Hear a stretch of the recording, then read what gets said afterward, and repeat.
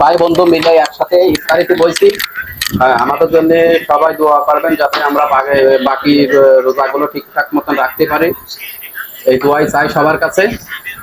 আমরা এই যে আমাদের পাশে আছে ইব্রাহিম ভাই, এ আছে আমাদের রিপন ভাই, এ আছে আমাকে বড় ভাই, আর সাথে মোবাইল ধরেছে আমাকে আর এক ছোট ভাই, বড় ভাই, ভাই বন্ধু একই সাথে আমরা সবাই কিন্তু মিলেমিশে থাকি। আর আমাদের জন্য দোয়া করবেন। আমরা এই যে ইফতারি করতে বলছি এখন, আপনি কি কিছু বলবেন এই উপলক্ষে ডাক্তার সাহেব? মানে আমি কি বলবো, আমি আমার ইয়ারফোনটা আজকে দেখেন আপনারা। ও এই যে আমি তো ডাক্তার সাহেব ইয়ারফোনটা দেখেন আপনারা, এর ভিতরে ঢুকেছিলাম। হ্যাঁ জসিম ভাই, আমাকে ইফতারি সম্পর্কে আপনি কিছু বলবেন? আমাদের সবাই মিলে ইফতারের আয়োজন একেবারে খারাপ না। আমরা কিন্তু যতই তেলে ভাজা থাক, আমাদের কাছে গাছ পাকা একটা পেঁপে আছে কিন্তু আজকে।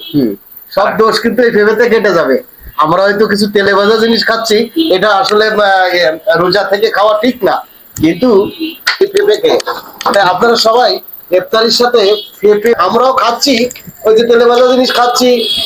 এটা হচ্ছে বেগুনি, এটা আছে পেঁয়াজু, এটা ছোলা আছে, কাঁচা ঝাল আছে, এগুলো তেলে ভাজা ক্ষতিকারক হতে পারে, কিন্তু সেই ক্ষতিটা কিন্তু আমাদের এতে উঠে যাবে, মানে এতে আমাদের উপকার হবে। সবাই গাছ পাকা পেঁপে খাবে। আর জসিম ভাইয়ের এখানে কিন্তু পেঁপে পাওয়া যায়, ও আবার চাষ করেছে, তো পেঁপে চাষ আছে।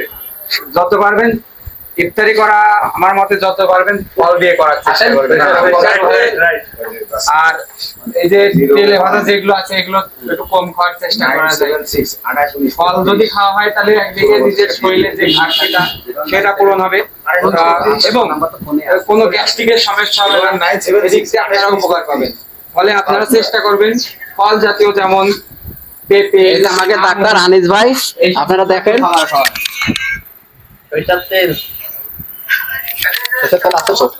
সরষের তেলের বোতলও আছে। ঠিক আছে দর্শক, টাইম প্রায় হয়ে গেছে। আর সে পর্যন্ত কি আপনারা সবাই দোয়া করবেন আমাকে যেন রোজাটা রব্বুল আলামিন যেন কবুল করে, এবং আমরাও আপনাকে জন্য সকল মানুষের জন্য, মুসলমানের জন্য দোয়া করি যাতে আপনাকে রোজাগুলো কবুল করুক। আর যারা অসুস্থতার জন্য রোজা থাকতে পারে না তাদের জন্য দোয়া করি যেন সৃষ্টিকর্তা তাদেরকে সুস্থতা দান করে এবং রোজা রাখার তৌফিক দান করে। আমিন।